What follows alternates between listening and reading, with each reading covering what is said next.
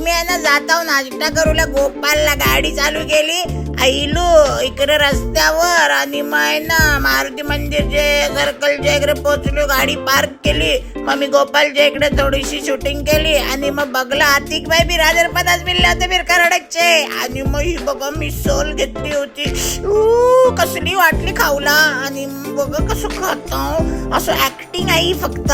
मी बोललो चला दाखवता कसं वाटते का. आणि मग खाला आणि मग जाम मजा येत होती. अलगच मिसाला त्यांची. आणि मग ना सोपायला बघा एक दाणो त्याचं रस्स सगळं.